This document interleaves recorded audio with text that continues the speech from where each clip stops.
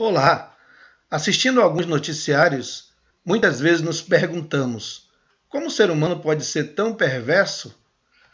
Há pessoas que enganam e roubam o dinheiro de idosos, quadrilhas que falsificam medicamentos que são usados no tratamento de doenças graves e até muitas vezes incuráveis, empresas que falsificam respiradores que deveriam ser usados para salvar pessoas com insuficiência respiratória. Há políticos que desviam recursos públicos que deveriam ser aplicados para salvar vidas de pessoas com doenças graves, às vezes até incuráveis. Diante dessa realidade, muitas vezes nos perguntamos: há realmente esperança para a humanidade? Será que o objetivo de construirmos uma sociedade mais justa, fraterna e humana é apenas uma utopia impossível de ser colocada em prática? O salmo no qual nós iremos refletir hoje, o salmo número 14, ele discute e nos apresenta alguns lampejos sobre a situação e o destino da humanidade. Neste salmo nós aprendemos que a única esperança da humanidade está em Deus. E ele nos apresenta 3 fatos que demonstram que a nossa esperança deve estar depositada somente no Senhor. O primeiro fato que o salmista nos apresenta aqui, mostrando que a nossa esperança ela está somente em Deus, é a característica do homem sem Deus. Parece que, para o salmista, todos os problemas do ser humano começam pelo fato de ele acreditar que Deus não existe. A partir daí, o homem, o ser humano, ele se aliena cada vez mais de Deus e ele se torna, então, cada vez mais perdido nos seus próprios pensamentos, na sua própria estultice. Então, aí no início do Salmo de número 14, no versículo 1, na primeira parte desse versículo, ele diz: diz o insensato no seu coração, não há Deus. Há uma afirmação aí, logo no início do Salmo, que vai a partir daí, então, nortear tudo que o salmista vai dizer a partir desse momento. Há um entendimento, há uma compreensão da parte desse insensato de que não existe Deus. Então, diante dessa perspectiva, todas as práticas empreendidas pelo ser humano, a partir dessa perspectiva de que não existe Deus, estão corrompidas. Logo na sequência do versículo, na parte B, ele diz: corrompem-se e praticam abominação. Já não há quem faça o bem. Então note que o ser humano ele entra num processo de corrupção, ele entra num processo de maldade a partir do momento que ele nega a existência do seu Criador. Além disso, seu próprio entendimento passa a estar corrompido, impedindo-o de compreender e de buscar a Deus. No versículo 2 ele diz: do céu olha o Senhor para os filhos dos homens, para ver se há quem entenda, se há quem busque a Deus.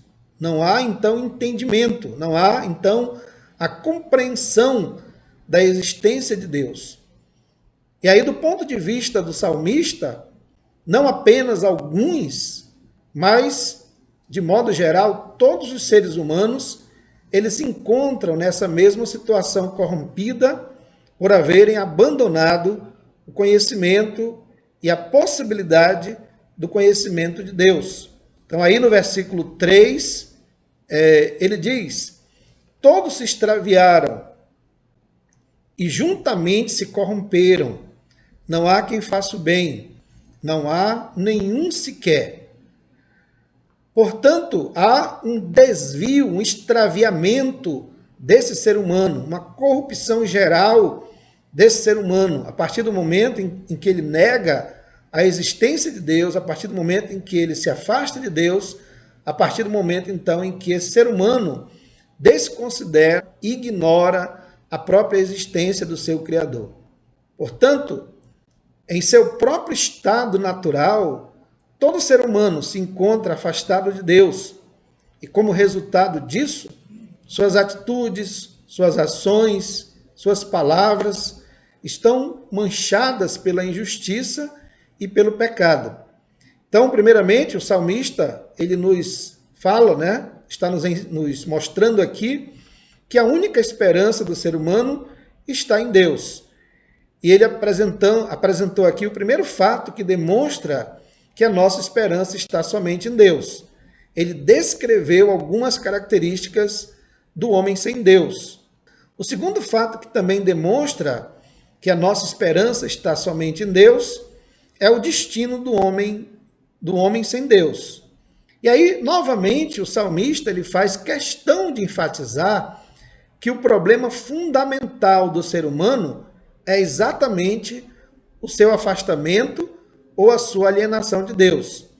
Aí no versículo 4 ele diz: acaso não entendem todos os obreiros da iniquidade que devoram o meu povo como quem come pão, que não invocam o Senhor? Ou seja, eles não invocam a Deus, mas eles perseguem e massacram o povo de Deus. E aí, então, o salmista identifica o problema principal dessas pessoas. São pessoas perversas, não apenas negam a existência do Criador, não apenas ignoram as reivindicações de Deus, mas também perseguem aqueles que o fazem, aqueles que buscam a Deus e que procuram ter uma vida digna, uma vida pautada na vontade de Deus e na justiça. Porém, o salmista, ele então antecipa logo em seguida que todos os ímpios serão tomados de grande pavor, exatamente pelo fato dele haver alienado-se e haver ignorado o Criador. Na segunda parte desse versículo, o salmista enfatiza que o motivo da desgraça do ímpio é que o Senhor se coloca sempre ao lado do justo. E, finalmente, o salmista reconhece que, embora pareça que o perverso e o arrogante prevalecem, embora pareçam que eles estão vencendo nesse mundo, embora pareça que a vontade deles prevalece nesse mundo, nessa realidade presente, mas o Senhor é o refúgio do humilde.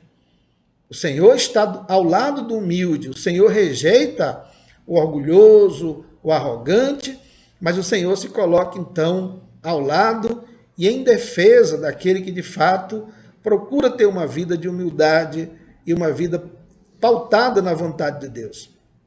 Portanto, meus irmãos, o salmista nos adverte que o destino de todos aqueles que ignoram o Senhor e resolvem trilhar os seus próprios caminhos de injustiça e maldade será a completa desgraça. Eles cavam suas próprias covas, eles armam suas próprias ciladas e cairão nelas, porque vivem plantando a maldade e semeando a injustiça.